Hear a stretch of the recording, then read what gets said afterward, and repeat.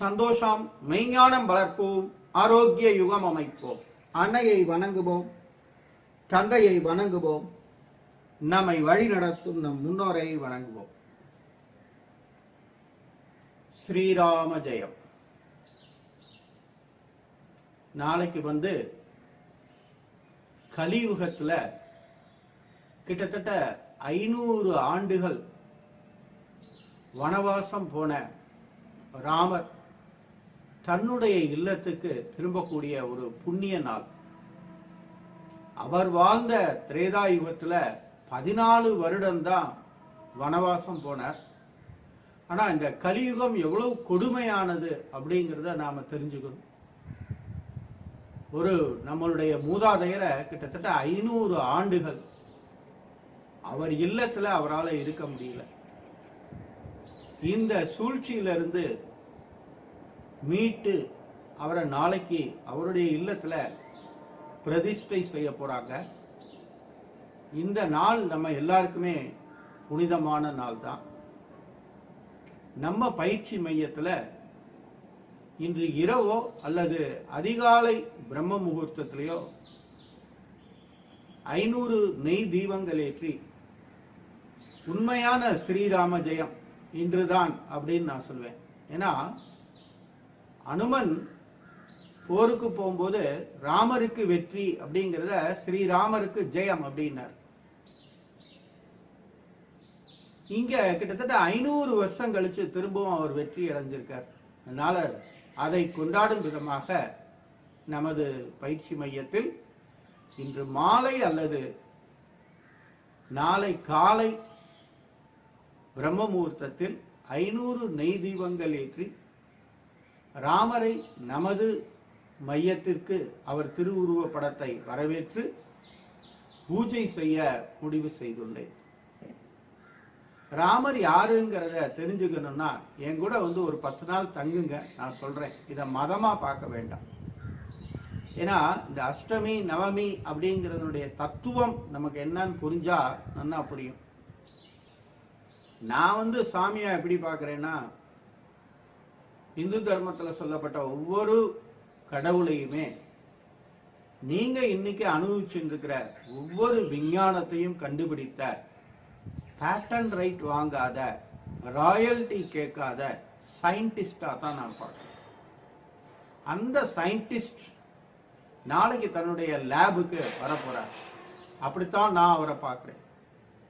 அந்த சயின்டிஸ்ட என்னுடைய வீட்டுக்கும் வருமாறு நாளைக்கு நான் மனமுருகி அழைக்க போறேன். நிச்சயம் வருவார்.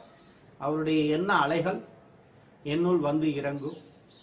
இன்னும் உங்களுக்கு பல நல்ல பயிற்சிகளை அதன் மூலமா கற்றுத்தர வாய்ப்பு இருக்கிறது. இன்னைக்கு நாம 12வது நாள் தினமும் செய்ய வேண்டிய எளிய முறை ஆசனம் பிராணாயாம பயிற்சிய காணொலியா தொடர போறோம். காலை நீட்டிக்கிறோம். ஒரு 1.5 அடி. கால் விரல்ல ஒரு எலுமிச்சம்பழம் வச்சா பிழிகிற மாதிரி. 1 2 3 5 6 7 8 9 10. அடுத்து பாதத்தை முன்னால பின்னால. 1 2 3 4 5 6 7 8 9 10. அடுத்து பாதத்தை இடப்புறம் வலப்புறம்.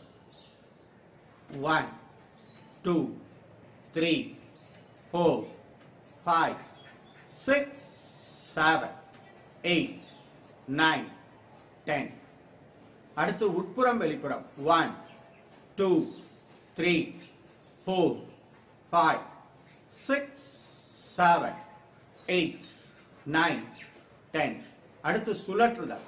1 2 4 5 6 7 8 9 10. Reverse. 1 2 3 4 5 6 7 8 9 10.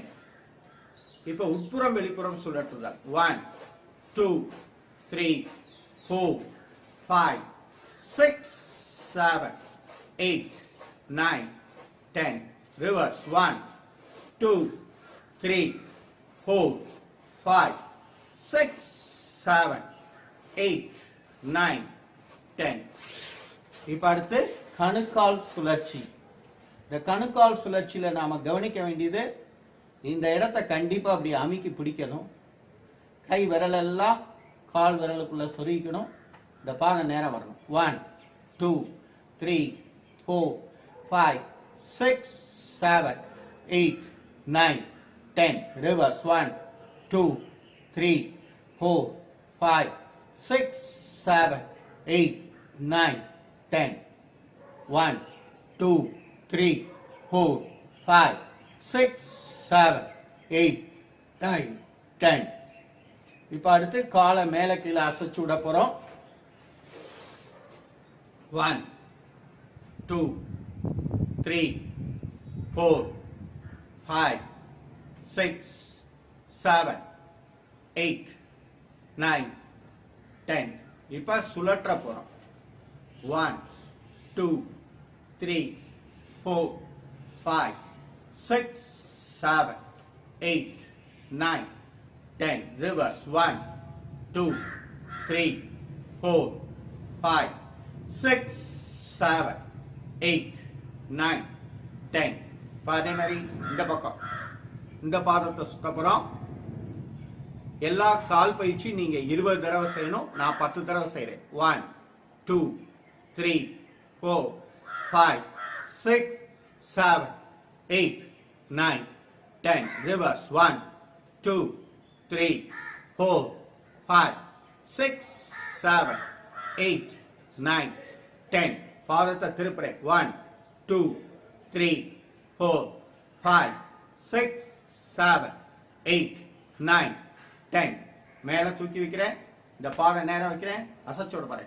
1, 2, 3, 4, 5, 6, 7, 8, 9, 10. 1, 2, 3, 4, 5, 6, 7, 8, 9, 10. Reverse. 1, 2, 3, 4, 5, 6, 7, 8, 9, 10. இப்ப அடுத்து பட்டர்ஃப்ளை.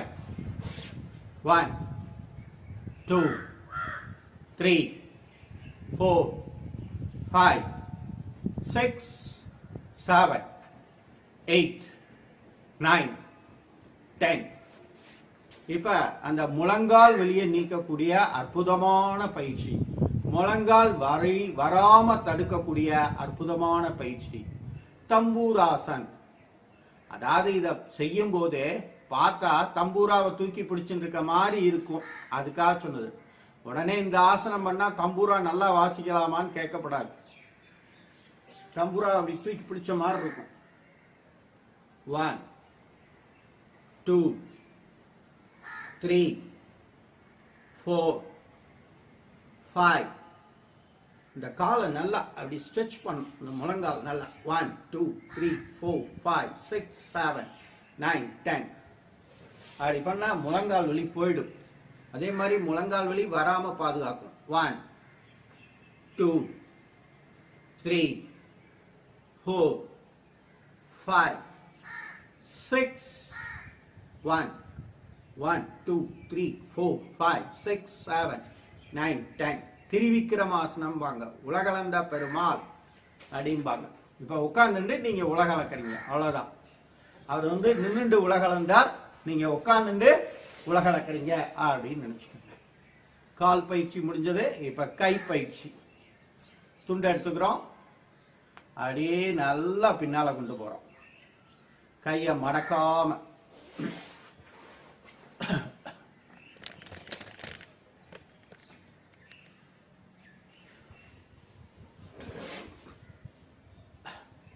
One,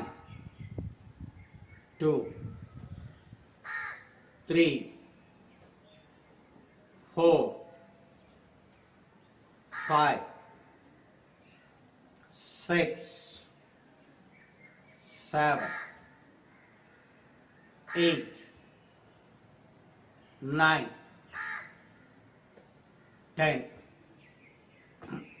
இப்ப அடுத்து கையை தூக்கி இப்படி வச்சுட்டு இந்த முழங்கையை எத்தி கொடுக்கணும். 1 2 3 4 5 7 8 9 10. அதே மாதிரி இந்த கை 1 2 3 4 6 7 8 9 10. இப்ப அடுத்து என்ன பண்ண போறேன்? சுழற்சி. இது இறங்கக்கூடாது, இப்படி ஸ்ட்ரெயிட் லைன்ல 1 2 3 4 5 6 7 8 9 10. Reverse. 1 2 3 4 5 6 7 8 9 10. இப்ப அடுத்து விரலை மூடிக்கிறேன். 1 2 3 4 5 6 7 8 9 10. இப்ப அதே பின்னால 1 2 3 4 5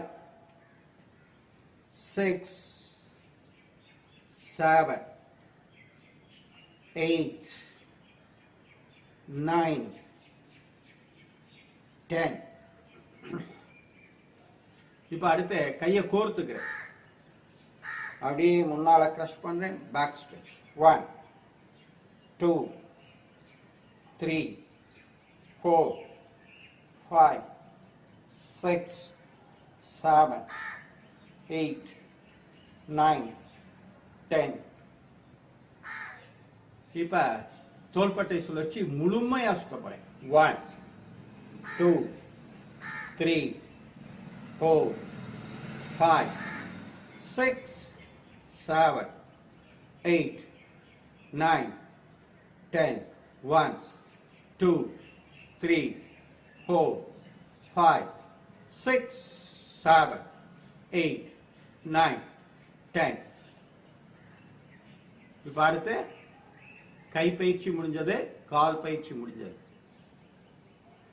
இப்ப எளிய முறை ஆசன பயிற்சிகள். ஃபர்ஸ்ட் சுக அர்த்த பத்ம சுக கோணாசனம். நல்லது. மூலாதாரம், ஸ்வாதிஷ்டானம், மணிப்பூரகம், அநாகதம், விஷுத்தி, ஆக்ஞா, சகசிராரம். அந்த முதல்ல தொடர்ந்து 10 நாள் இத சுகாசனத்துல செஞ்சிருப்பீங்க. இப்படி இன்னைக்கு அர்த்த பத்மாசனத்துல செய்றீங்க. தொடர்ந்து 10 நாள் இப்ப அர்த்த பத்மாசனத்துல செய்யணும். அர்த்த பத்ம கோணாசன். சாதாரணமா உட்காந்து செஞ்சா சுக கோணாசன். மூலாதாரம், ஸ்வாதிஷ்டானம், மணிப்பூரகம், அநாகதம், விஷுத்தி, ஆக்ஞா, சகசிராரம். தளர்த்திக் கொள்ளவும். இரண்டாவது சுற்று. நீங்க எல்லாமே 3 சுற்று செய்யணும். நான் காணொலி பெருசாயிருங்கிறதுனால 2 சுற்று செய்றேன். நீங்க 3 சுற்று செய்யணும். மூலாதாரம், ஸ்வாதிஷ்டானம், மணிப்பூரகம், அநாகதம், விஷுத்தி, ஆக்ஞா, சகசிராரம். நேரம். இப்ப இந்த பக்கம் மூலாதாரம், ஸ்வாதிஷ்டானம், மணிப்பூரகம், அநாகதம், விஷுத்தி, ஆக்ஞா, சகசிராரம். தளர்த்திக் கொள்ளவும். இப்ப அடுத்து அர்த்த பத்ம வக்ராசனம். இடது காலை வலது தொடை மேல போட்டிருக்கேன். இடது கைய முதுகுக்கு பின்னால கொண்டு போய் அந்த இடது பாதத்தை பிடிக்கிறேன். மூலாதாரம், சுவாதிஷ்டானம், மணிப்பூரகம், அநாகதம், விஷுத்தி, ஆக்ஞா, சகசிராரம் தளர்த்தி கொள்ளவும். இப்ப அதே மாதிரி இந்த பக்கம் மூலாதாரம், சுவாதிஷ்டானம், மணிப்பூரகம், அநாகதம், விஷுத்தி, ஆக்ஞா, சகசிராரம் தளர்த்தி கொள்ளவும். இரண்டாவது சுற்று அர்த்த பத்ம வக்ராசனம். மூலாதாரம், சுவாதிஷ்டானம், மணிப்பூரகம், அநாகதம், விஷுத்தி, ஆக்ஞா, சகசிராரம் தளர்த்தி கொள்ளவும். இதுல யாராருக்கு எந்த அளவு வருதோ அந்த அளவு பண்ணலாம். இப்ப இந்த அளவு பண்ணா ஒருத்தருக்கு பலன், இந்த அளவு வராதவங்க இப்படி பண்ணாலே அவங்களுக்கு பலன் தான். இப்படி உட்கார முடியாதவங்க இப்படி பண்ணாலும் ஒரே பலன் தான். நல்லா வரும்போது இப்படி பண்ணி ஏமாத்தப்படாது. ஏன் எல்லாம் ஒரே பலன் சொல்லிட்டீங்க, நான் இப்படியே பண்ணிக்கிறேன் அப்படின்னீங்கன்னா இந்த முத்திரை பிடிச்சா வியாதி சரியாகுமான்னு கேட்கிற கேள்விதான். ஏதாவது தின்னா வியாதி சரியாகுமா அப்படின்னு கேள்வி கேட்குறீங்கல்ல, அது மாதிரிதான்.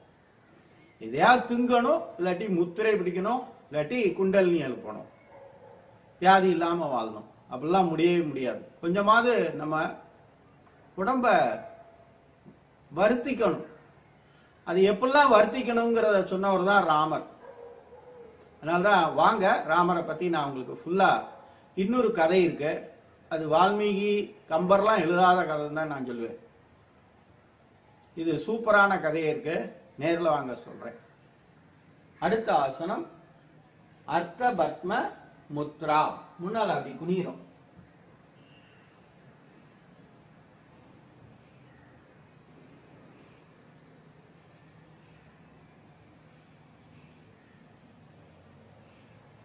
நேர வரணும், ஓய்வு.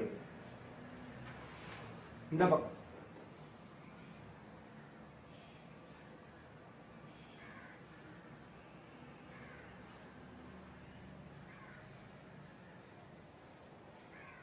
இந்த முன்னால குனியறதுங்கிறது ஒரு தடவை இந்த காலை போட்டு குனியணும், ஒரு தடவை இந்த காலை போட்டு குனியணும். அதே மாதிரி ஹை பிபி உள்ளவங்க முன்னால குனிய வேண்டாம்.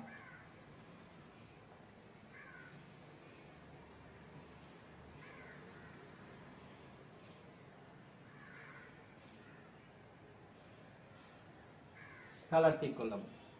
இப்ப பின்னால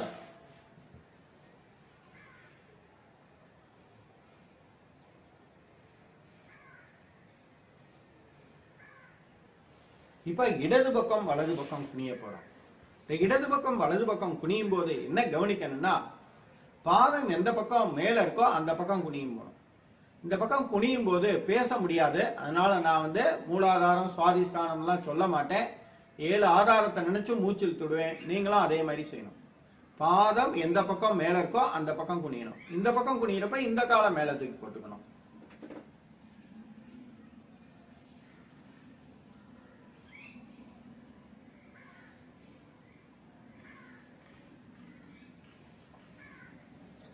தளர்த்தி கொள்ளவும். மீண்டும் அதே மாதிரி இந்த பக்கம் வலது காலை மடக்கி இடது தொடையில போடுறேன். இந்த வயிறு இந்த கால் மேல அமுக்கிற மாதிரி வச்சுட்டு அப்படி குனிகிறேன்.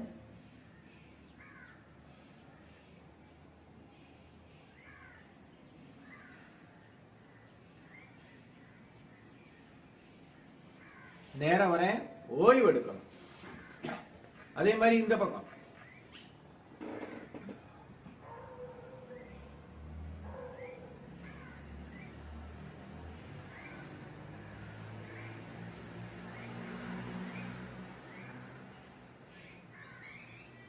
நேரம் வரேன், ஓய்வு எடுக்கணும். அதே மாதிரி இந்த பக்கம்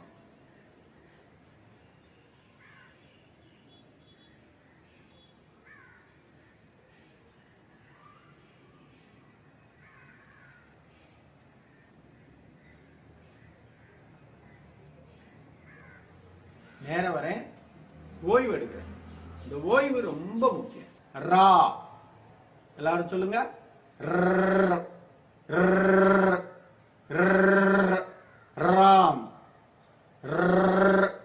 ராம் ராம் ராம் ராம் ராம் ராம் ராம் அப்படின்னா இதயமும் மூளையும் வேலை செய்யும். ராம பானம் பெருசா ராம நாமம் பெருசான்னு கேட்பாங்க. ராம் அப்படிங்கிறது ராம நாமம். ராமர் கண்டுபிடிச்ச சேட்டலைட் தான் ராம பானம். அதனாலதான் சொல்லுவேன், சேட்டலைட்டை கண்டுபிடிச்ச சயின்டிஸ்ட் இருந்தால். ஆனா நமக்கு அவரை செயிண்டா இன்ட்ரடியூஸ் பண்ணி வச்சுட்டாங்க. இந்த 500 வருஷத்துல படையெடுத்தவங்க, முக்கியமா கடைசி 200 வருஷத்துல படையெடுத்துட்டு நாங்க தான் எல்லா விஞ்ஞான கண்டுபிடிப்பையும் ஒரு 200 வருஷத்துல தான் கண்டுபிடிச்சோம், அதுக்கு முன்னால எல்லாரும் கோமடம் கட்டிட்டு லூசு மாதிரி அலைஞ்சேல்னு ஒரு கல்வி முறை நமக்கு இருக்கு இல்லையா, அந்த கல்வி முறையில சொல்லி கொடுத்துருக்காங்க. கேட்டா உடனே எவிடன்ஸ் இருக்கான்னு கேட்பான். எவிடன்ஸ் எல்லாம் வேண்டாம், ஒரே ஒரு கோவிலை மாத்திரம் கட்டி கொடுங்கிற. 1500 வருஷத்துக்கு உங்க நாட்டுல இருக்கிற கோவிலே எந்த ஆயுதமும் இல்லாம அந்த கோயில் கட்டினீங்கன்னு சொல்லுங்க பார்ப்போம். உங்களால சொல்ல முடியாது. ஏன்னா போர் அப்படிங்கிறது என்னன்னா, உன்கிட்ட இருக்க டெக்னாலஜியை அழிக்கிறது தான் போர். அதுக்கப்புறம் உன்னுடைய உணவை அழிக்கணும். மூணாவதா உன்னைய மன்னிச்சு விடணும். அந்த மன்னிச்சு விடும் போதே செத்து போயிடுவோம். இதுதான் ராமாயணத்துல நடந்தது. டெக்னாலஜி, உணவு, மன்னிச்சு விடுறது. அதாவது இவங்க 200 வருஷத்துல எல்லா விஞ்ஞானத்தையும் கண்டுபிடிச்சதா சொல்லி அதை அவங்க பேட்டன் ரைட் வாங்கி ராயல்டி வாங்கி அதை தக்க வச்சுக்கணுங்கிறதுக்காக பல கோடி வருஷங்களுக்கு முன்னால நடந்த எல்லா கதையுமே, அதை கதைன்னு சொல்லக்கூடாது, வரலாறையுமே இவங்க உட்கார்ந்து மாத்தி எழுதியிருக்காங்க. இதை நீங்க புரிஞ்சுக்கணும். நான் அதான் சொல்லுவேன், இந்து மதத்துல சிவபெருமான்ல இருந்து கடைசியா ஏதாவது ஒரு சாமி சொன்னா அத்தனை பேரும் சயின்டிஸ்ட் தான். 63 நாயன்மாரும் பக்கா சயின்டிஸ்ட், 12 ஆழ்வார்களும் பக்கா சயின்டிஸ்ட், 18 சித்தர்களும் நல்ல பார்மகாலஜிஸ்ட். அவங்க பண்ண ஒரே தப்பு, ராயல்டி கேட்கல, பேட்டன் ரைட் பண்ணல. இதைதான் நான் ஆராய்ச்சி பண்ணி வச்சிருக்கேன். எனக்கு வாய்ப்பு கொடுத்தா எல்லாத்தையுமே நான் செய்து காமிப்பேன். நீங்க வாய்ப்பு கொடுக்கறதுக்கு ரெடியா இல்லை. ஏன்னா நீங்க பெருசா சாமியை செஞ்சு வச்சு ராத்திரில ஆட்டம் போட்டாதான் ரைட்டுன்னு நினைக்கிறீங்க. இல்லாட்டி நானே சிவன், நானே பிரம்மா அப்படின்னு சொன்னாதான் இனி நீங்க மதிக்கிறதுக்கு ரெடியா இருக்கீங்க. எனக்கு அப்படிப்பட்ட மரியாதை தேவையில்லை.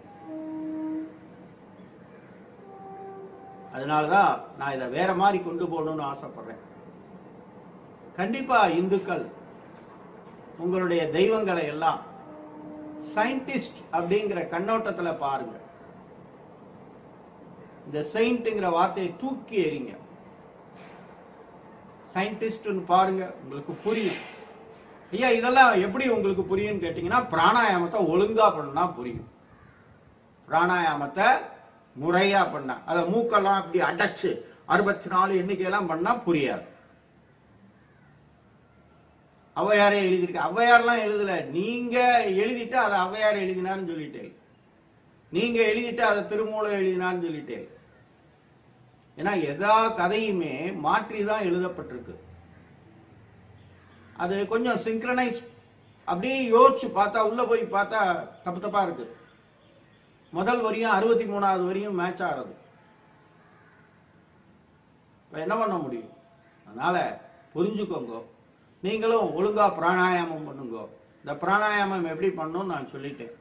கிழமை வாரியாக செய்யக்கூடிய நேரத்தை பொறுத்து பிராணாயாமம் செய்ய வேண்டும். அப்படித்தான் ஔவையார் அதுல சொல்லியிருக்கார். ஔவை குரல்ல சரசாஸ்திரத்துல ஔவையார் பிராணாயாமத்தை அப்படிதான் சொல்லியிருக்கார். பிராணாயாமத்துக்கு ஔவையார் வச்ச பேர் வாசி. வாசிய திருப்பி போட்டு வர்றது சிவா. சிவானா உயிர்னு அர்த்தம். ஒரு விஷயத்தை புதுசா உயிரோட்டமா உருவாக்குறதுன்னு அர்த்தம். உருவாக்கினாலே நீ சயின்டிஸ்ட் தான். அது எப்ப? அந்த மூச்சு ஒழுங்கா நடந்தாதான் மூளை வேலை செய்யும். மூளை ஒழுங்கா வேலை செஞ்சாதான் நீ எதையுமே புதுசா உருவாக்க முடியும். இந்த எல்லாரும் மூச்சு அடைக்கிட்டா ரொம்ப நாள் வாழலாமாமே, வியாதி இல்லாம, அதெல்லாம் முடியாது. இங்க ரொம்ப நாள் வாழ்றதுக்கோ வியாதி இல்லாம வாழ்றதுக்கோ பிராணாயாமம் செய்ய வேண்டாம். அப்புறம் இந்த முக்தி, மீண்டும் பிறவாமை, இது எல்லாமே பக்கா ஃப்ராடு. எல்லா மதத்து கடவுளுமே திரும்ப பிறப்பேன்னு சொல்லியிருக்காரு. அப்ப கடவுளுக்கே இன்னொரு பிறவி இருக்கும்போது உனக்கு இருக்காதா? ஏன்னா இந்த பிராணாயாமம் பண்ணும்போது அதான் திரும்ப திரும்ப கேள்வி கேட்கறீங்க. அப்புறம் ஆமா அப்படி விட்டதே, கிளி அப்படி விட்டதேங்க. கிளி யூடியூப் பார்க்காது, கிளி பள்ளிக்கூடம் போகாது, கிளி சட்டை போட்டுக்காது, கிளி சேர்த்து வைக்காது, அப்பப்ப சமைச்சா அப்பப்ப சாப்பிடும். நம்மளால அதே முடியலையே, அப்புறம் கிளியோடையும் ஆணையோடையும் பன்னியோடையும் ஆமையோடையும் போட்டி போடணுங்கிறேன். நீ யாரு? மனுஷன் மனுஷ பிராணாயாமா பண்ண வேண்டும். நீங்க காக பிராணாயாமா, நாக பிராணாயாமா, அம்ச பிராணாயாமா, நாய் மாதிரி பிராணாயம். எதுக்கு? நாய் தானே நாய் மாதிரி பிராணாயாமம் பண்ணணும். நீ மனிதன் செய்ய வேண்டிய பிராணாயாமம் பண்ணு. இதெல்லாம் நான் பின்னால ஒவ்வொன்றா உங்களுக்கு விளக்குறேன். ஏற்கனவே இதை சொல்லி நிறைய காணொலி வெளியிட்டிருக்கேன். அதெல்லாம் யாரும் பார்க்கல. அட்லீஸ்ட் இப்பயாவது பார்க்குறீங்களான்னு பார்ப்போம். ஏன்னா ராமநாமத்தை பற்றி கிட்டத்தட்ட 2018 நான் வெளியிட்டுட்டேன். ராமநாமம் உச்சரிக்கும் போது இதயமும் மூளையும் வலிமை அடையும். குழந்தைக்கு பயந்துட்டோம்னா எப்படி பாடுறோம்? ரே ரே ரே ரே ஆராரிராரோ ஆராரிராரோ ரா. அந்த ராங்கிற எழுத்துக்களை உச்சரிக்கும் பொழுது இதயம் வலிமை அடையும். அப்படின்னா மூளை வலிமை அடையும். இதயமும் மூளையும் ஒழுங்கா இருந்தாலே உடம்பு நன்னா இருக்கும், மனசு நன்னா இருக்கும். எவ்வளவு சொன்னாலும் திருந்த மாட்டேங்கிறீங்களேடா. இப்ப இதை நினைச்சு என்ன பண்ணிருப்பீங்க? என்னடா இருந்தாலும் பேசிக்கிட்டே இருக்கும்போது வஞ்சுட்டான் அப்படின்னு நினைச்சோன்னா உங்க இதயம் நின்று இருக்குமா? அப்ப ராம் அப்படின்னீங்கன்னா அந்த நின்ன இதயம் சரியாயிடும். நீங்க எப்பெல்லாம் அவஸ்தைப்பட்டீங்களோ அப்பெல்லாம் உங்க இதயம் தடுமாறி இருக்கும். தடுமாறிய இதயத்தை சரி செய்யக்கூடிய பாஸ்வேர்டு தான் ரா. மூளையை இயக்கக்கூடிய பாஸ்வேர்டு தான் இம். அப்ப ராம் அப்படிங்கும் போது என்ன ஆகும்னா இதயமும் மூளையும் சீராக இயங்கும். வேற மதத்துக்காரங்க அவங்க மதத்திலையும் ரா சொல்லலாம், அவங்க மதத்திலையும் ரால பேர்லாம் இருக்கு. இங்க மதம் அப்படிங்கிற இடையூறுக்குள்ள வராதிங்க தயவு செய்து. வேற மதத்துக்காரெல்லாம் அவ சாமியை கரெக்டா தான் கும்பிடுறா, சாமியை மாத்திரம் தான் கும்பிடுறா, யாரும் சாமியாரை போய் கும்பிடுறது இல்லை. இந்த இந்து மதத்துலதான் சாமியை கும்பிடுறத விட்டுட்டு சாமியாரை கும்பிடுறீங்க. பழனி முருகனை அழிக்கிறதுக்காக எத்தனை முருகனை உருவாக்க முடியுமோ இங்க உருவாக்கிட்டு இருக்காங்க.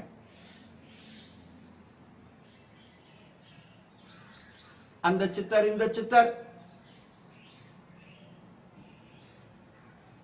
அமாவாசையானா அந்த சித்தர்கிட்ட போக வேண்டியது, பௌர்ணமி ஆனா இந்த சித்தர்கிட்ட போக வேண்டியது. இவர் 19வது சித்தர், 32வது சித்தர், இவர் 1008வது சித்தர் அப்படிங்க வேண்டியது. சித்தர்னா என்னன்னு அப்புறம் நான் காணொலி வெளியிடுறேன், அப்ப உங்களுக்கு புரியும். முதல்ல தெய்வங்களை கும்பிடணும்னு நினைங்க. இதுதான் ஒரு காலத்துல சிறு தெய்வங்களை கும்பிடாதீர்கள்ட்டான். இது சிறு தெய்வம்னா ஐயனார் அவாலாம் சொல்லல. இந்த மாதிரி சித்தர் புத்தர்னு குளிக்காம வீட்டுக்கு வேலை செய்யாம சோம்பேறி அலைஞ்சுட்டு இருக்கான் இல்லையா, அவனெல்லாம் சித்தர்ன்னு சொல்றீங்க பாத்தீங்களா? அவனுங்களைத்தான் சொல்லியிருப்பாங்க. இப்ப பழனிக்கு போற கூட்டத்தோட பாத்தீங்கன்னா இந்த 2 சாமிக்கு, இந்த முருகனுக்கும் அப்புறம் இன்னொரு ஒரு சித்தர், அவருக்கு போற கூட்டம் தான் நிறைய இருக்கு. சாப்பாடு போடுறாங்க கேட்டா திங்கிறதுலயே குறியா இருக்கக்கூடாது. செவிக்கு உணவில்லாத போது சிறிது வயிற்றுக்கும் ஈயப்படும். சாப்பாடு கிடைக்குதுங்கிறதுக்காக அங்க போய் நிற்கப்படாது. நம்மளா சம்பாதிக்கணும், நம்மளா உழைக்கணும். கான்பிடன்ட்லாம் உங்களுக்குள்ள வரணும். இதெல்லாம் எப்ப வரும்னா பிராணாயாமம் பண்ணாதான் வரும். இல்லாட்டினா வராது. பிராணாயாமத்தை கிழமை வாரியா நேரம் வாரியா பண்ணுவோம். மூக்க பிடிச்சி இப்படியே அடைச்சிட்டு இருந்தா புத்தி இப்படித்தான் தேவையில்லாததெல்லாம் கிரியேட் பண்ண ஆரம்பிக்கும். அதனால தயவு செய்து இந்துக்களுக்கு அன்பான வேண்டுகோள், இந்த அர்த்தமில்லாத சாமியார்களை உருவாக்குறத தயவு செய்து நிப்பாட்டிக்க. போதும், அவ பண்ண அட்டுழியம் தான் இது. தெய்வ வழிபாடு இருக்கட்டும். தெய்வங்கள் நிதர்சனமானவர்கள். நிச்சயம் செய்வீங்க நம்புறேன். நாள் பிராணாயாம பயிற்சி. நாளைய கிழமை திங்கட்கிழமை. நாளைக்கு அதிகாலை 4 மணியிலிருந்து 6 மணி வரைக்கும் நம்மளுடைய மூச்சு காற்று மூக்கின் இடது துவாரம் வழியாக தடையில்லாமல் செல்ல வேண்டும். அதனைத் தொடர்ந்து அடுத்து வரக்கூடிய 6 மணியிலிருந்து 8 மணி வரை மூச்சு காற்றானது வலது பக்கம் தடையில்லாமல் செல்ல வேண்டும். 4 to 6 இடது, 6 to 8 வலது. இது அப்படியே நீங்க வகுத்துட்டே போங்க. நீங்க செய்யக்கூடிய நேரம் எந்தவோ அந்த நேரத்தில் அந்த பக்கம் மூச்சு பயிற்சி செய்யும். இப்ப முதல்ல கபாலபதி 7 முறை மூக்கு சிந்துரம். இந்த பக்கம் 2லையும். அடுத்து பஸ்திரிகா.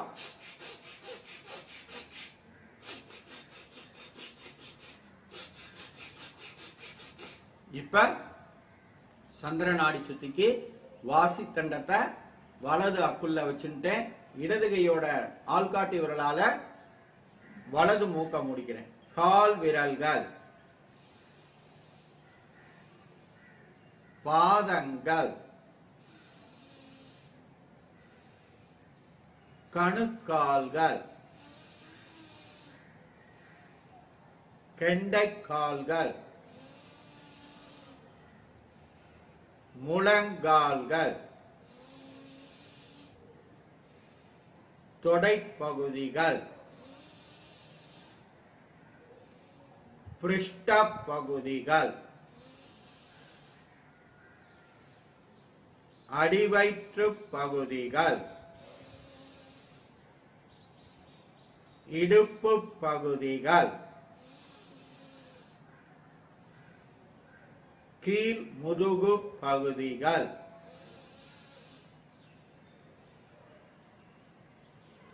வயிற்று பகுதிகள்,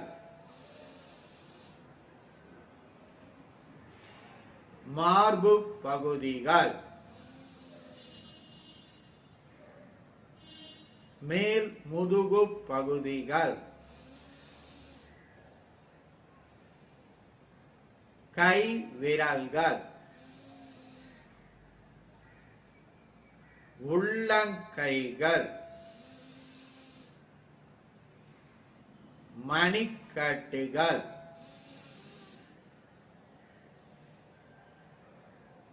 கீழ்கைகள், முழங்கைகள், மேல் கைகள், தோள் பட்டைகள், கழுத்து பகுதிகள், வாய் பகுதிகள், மூக்கு பகுதிகள், கண்கள், காதுகள்,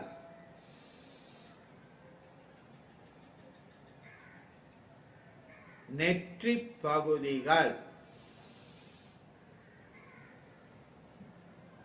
தலைப்பகுதிகள். தளர்த்திக் கொள்ளவும்.